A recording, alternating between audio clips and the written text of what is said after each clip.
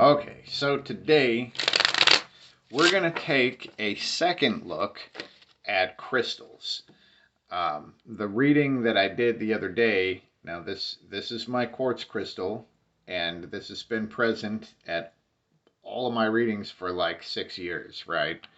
And I do and have had,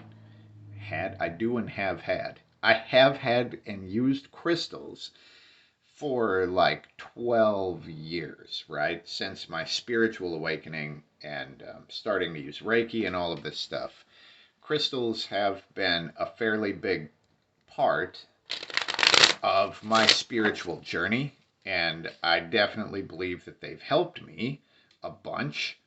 So, in the reading that I did, I guess, yesterday, so the question in that reading was, what is the purpose of crystals to the earth, right? So that was about the relation to the planet itself. So right now, I kind of want to take a look at the effect that they have on humans, and also like how people can use crystals. Random word, chicken fucker, and number 92. I don't know why chickens keep coming up. Before that, it was pickles, and that word showed up a lot. Chicken pickle, I guess. All right. So crystals, like, and people, crystals and humans. Let's just see what we get here.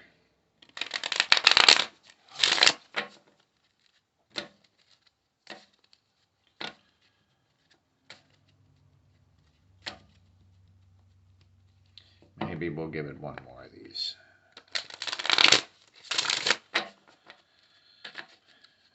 Okay. Boop, boop, boop, boop, boop. All right. So our root card is the Six of Swords. Now, the Six of Swords, if you look at it at its core, it would be like the ability, but it's releasing um, mental stress, right? So the soldier was in the war, and the war is eternal, and the soldier realizes that, and he just gets out of there. So he's like, screw this, I'm not fighting an eternal war. I'm going somewhere else to achieve mental peace. So, I mean, the way that I would read that immediately is like the ability to separate from a really disruptive thing. And we get the Page of Swords. So I guess I should reiterate sort of what I'm looking at. And this is kind of like how people can use them, or like what the effect that crystals have on people. Not necessarily on the planet, but on the people that are on the planet. So let's just see what is behind the Page of Swords and sort of what they're looking at here.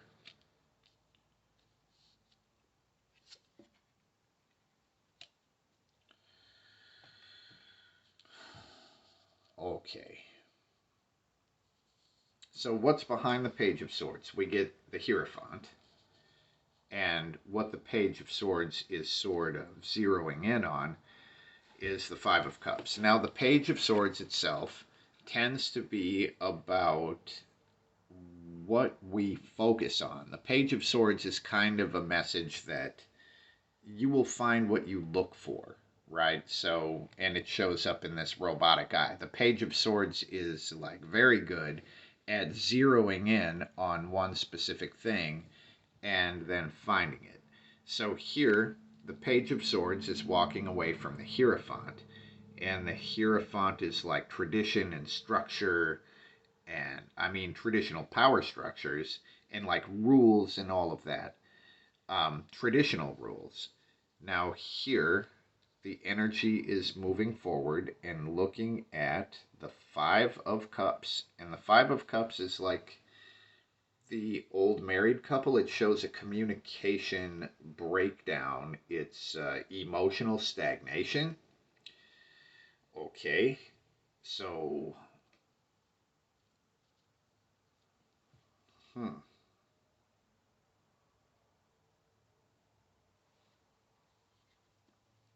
let's just find out more about this Five of Cups because I don't really know what we're talking about here.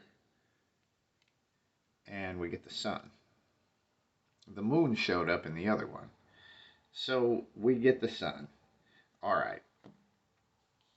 There is a pretty glaring difference between the Five of Cups and the Sun. The Five of Cups is the emotional breakdown and like the communication breakdown that's happening here.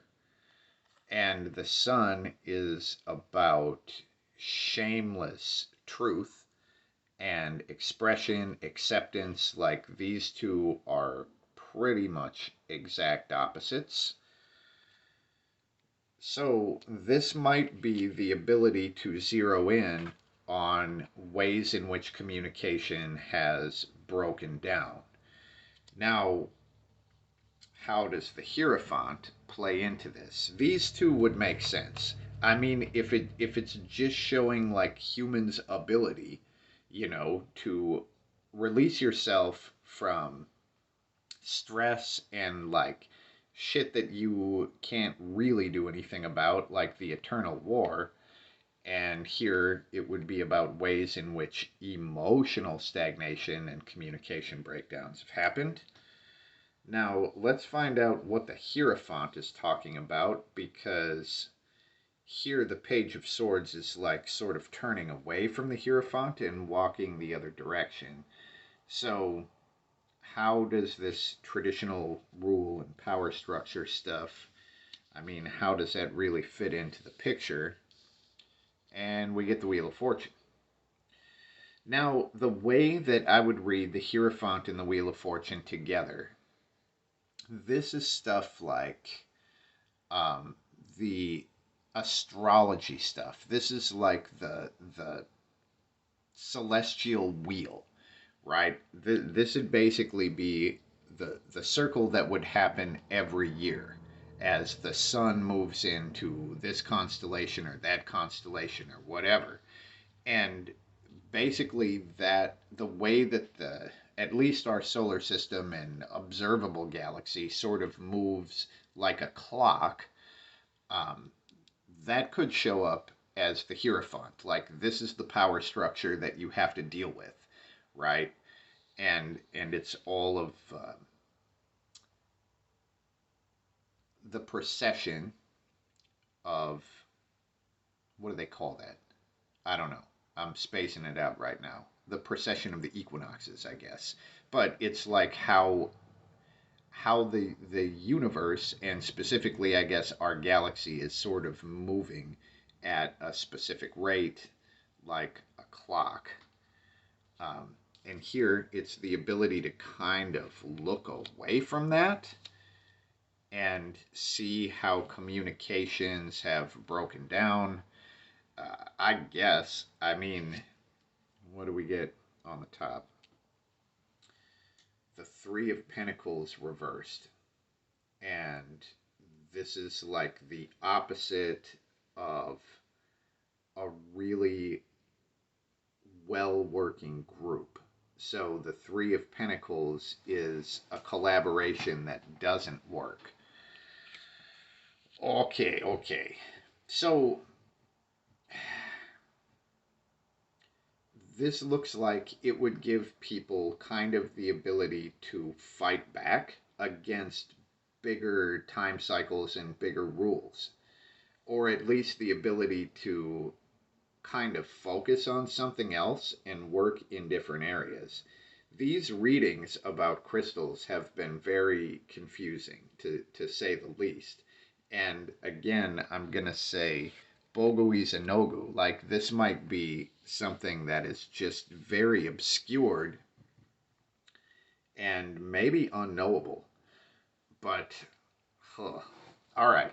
So I did have a question on the channel about healing, right? So let's sort of look at the question of, do crystals have the ability to heal people, or do people have the ability to harness crystals in a way that can heal people? And there's our card. and the Six of Wands, if this is a yes or no question, the Six of Wands would be a yes. Um, but here the person goes through this transformation, and here's all the people that are hailing them. Now, truly, the way that I would read that, as far as how crystals sort of facilitate healing, um, the person is still going to have to do some transformation work. Like the person is still going to have to change some things or something about their pattern. Something is going to have to change, like the cocoon transformation here. So it wouldn't necessarily do it by itself, but I would say that yes, they can definitely be used in healing. And I have personal experience that would say the same thing. Okay. Now, I just sort of want to ask, because the other reading was so um, almost negative, right? Let's just see if there is a danger of working with crystals. And we get a couple here. Well, I guess that's 3. So, all right. The 3 of Cups, as far as is there a danger to working with crystals? This is interesting because the 3 of Cups almost says that the crystals would tie us to other people who are using them. And, you know, the 3 people here are celebrating the fact that they got out of the fish. But the way I would read this is like the danger would be the fact that we would then be bound to other people who are sort of using the same energy. Now, the other cards that we get are the King of Cups, which, I mean, seems pretty good. This is about emotional mastery. This was also the key card in the reading that I did about ascension. So, like raising your vibration, and I know that people use crystals for this purpose, right? The true key to raising the vibration is mastery over your emotions. Um, so we get a King of Cups there, and a 7 of Wands, which is about coming out of restriction, just continuing to push forward and coming out of old restrictions. So as far as a danger, like neither of these necessarily look like there would be any sort of danger unless emotionally you were automatically connecting yourself to the other people who were using maybe the same crystals or crystals for the same purpose. Now, let's just take a number check because this happens sometimes and I don't necessarily notice it as I'm doing the reading. But let's see if we have repeating numbers. We have 2 6s, 2 5s, and 2 3s. And for numerology people, you can probably chomp into that. Numerology, I think, is a rabbit hole that would cause me to lose my mind, so I don't really go too far into that. But looking at all of this stuff here, it looks like for people that they can be very helpful, right? But the people would still have to be doing work themselves. And I feel like this is true for pretty much all methods of healing, including going to a fucking doctor, right? Um, that the most important thing is going to be what you do within yourself. And there is some message here in how crystals might bind you in some way to other people that are also using them. So, so if you use crystals, I would just say, like, try to really be open and honest with the effects that they have, you know, and if they're having positive effects, then that's great. And if, you know, maybe they're having negative effects, but we're definitely trained, at least in the healing and like new age community. I mean, we would never ever question using them. So just maybe try to be open. And at any rate, with all of this stuff, I would weigh it against your personal experience. But there is something in here also about maybe being able to counteract effects like on the big clock, you know. And to some degree, because the readings are a little bit confusing when it comes to the crystals, I would say Bogu is a Nogu. And to some degree, this might be behind God's legs and at least difficult to understand. So that's what we get here, and this does look way less um, sinister than the last reading that I did about crystals, and I do feel a little better about that because I do use them. And honestly, even after that last reading, I would still continue to use them in the ways that I do because my personal experience would say that they can be very helpful. But with the Page of Swords showing up also as the middle card, and I've said this forever about crystals, right? If someone, like I used to work at a metaphysical shop, and someone would come in and pick up, you know, a piece of carnelian or something and ask me, what does this stone do? And I'd say, it's a rock. You know, you could throw it at someone and it bounce off their head. You could use it as a paperweight. It's a rock, you know. But the key is if that rock makes you feel a certain way, then it is good. And if you truly believe that that rock is going to open up some channel for healing, then it absolutely will. If you give the stone the power of magic, then it has that stone. And in that case, it wouldn't have to be a stone. It could literally be anything. It could be a paper clip or a leaf or a handful of dirt or whatever, you know. But the Page of Swords does kind of reinforce that. Like, you will find what you look for. Um, and if you have a stone or whatever, you know, that is like your magic piece, then that's just the way it is, you know. It's a magic piece and that's the deal. So that's what we get here. And I mean, one thing I'm also going to say about that real quick is that the real power is within us, right? And the other things are tools. They're tools and they're aids to help us focus. And sometimes we need an excuse for something to work. And if the crystal or the stone or the leaf or the handful of dirt gives you that excuse, then totally use it. But that's what we get here. I would love to hear any, you know, other ideas, or if you see things in the cards that I don't see, which can definitely happen, um, let me know. That's what we get, and peace.